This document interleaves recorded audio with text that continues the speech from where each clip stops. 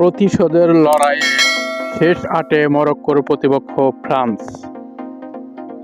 ৯ জুলাই দিবাগত রাত ২টায় বোস্টন স্টেডিয়ামে কোয়ার্টার ফাইনালে মুখোমুখি হবে ফ্রান্স ও মরক্কো।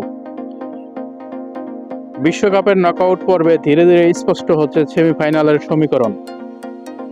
শেষ ১৬র প্রথম ম্যাচে কানাডার বিদায় নিশ্চিত হওয়ার পর কোয়ার্টার ফাইনালে প্রতিপক্ষের অপেক্ষায় ছিল মরক্কো। আগে থেকেই জানা ছিল ফ্রান্স ও প্যারাগুয়ের মধ্যকার ম্যাচের বিজয়ীদের সঙ্গেই শেষ আটে লড়তে হবে মরক্কোর। শেষ পর্যন্ত সেই প্রতিপক্ষ হয়েছে ফ্রান্স। ফিলাডেলফিয়ায় ৩৮°C তাপমাত্রার কঠিন আবহাওয়ায় অনুষ্ঠিত ম্যাচে প্যারাগুয়ের শক্ত রক্ষণ ভাগের বিপক্ষে বারবার আক্রমণে ওঠে ফ্রান্স।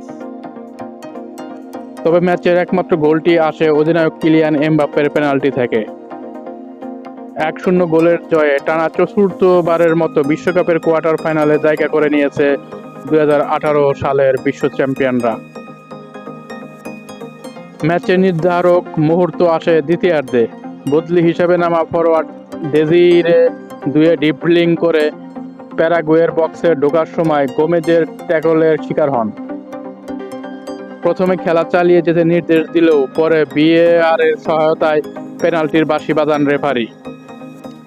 স্পট কিক থেকে ঠান্ডা মাথায় গোল করে চলতি বিশ্বকাপে নিজের ৭ম এবং বিশ্বকাপ ক্যারিয়ারের ১৯তম গোল করেন এমবাপ্পে। এই গোলের মাধ্যমে তিনি টুর্নামেন্টের সর্বোচ্চ গোলদাতার তালিকায় ৭ গোল নিয়ে লিওনেল মেসির সমতায় পৌঁছান এবং বিশ্বকাপে ব্যক্তিগত গোল সংখ্যায় মেসির ২০ গোলের খুব কাছাকাছি চলে আসেন। ফ্রান্সের আগেই কোয়ার্টার ফাইনাল নিশ্চিত করেছিল মরক্কো।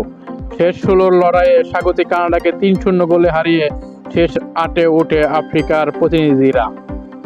প্রথমার্ধে গোলশূন্যতার সমতা থাকলেও বিরতির পর দুর্দান্ত আক্রমণাত্মক ফুটবল খেলে ৩ গোল আদায় করে নেয় আশরাফ হাকিমি ও ব্রাহিম দিয়াজদের দল। এই ছিল সর্বশেষ সংবাদ। সামনে আরও নতুন আপডেট পেতে অবশ্যই চ্যানেলটিকে সাবস্ক্রাইব করে রাখবেন। সবাই ভালো থাকবেন, সুস্থ থাকবেন।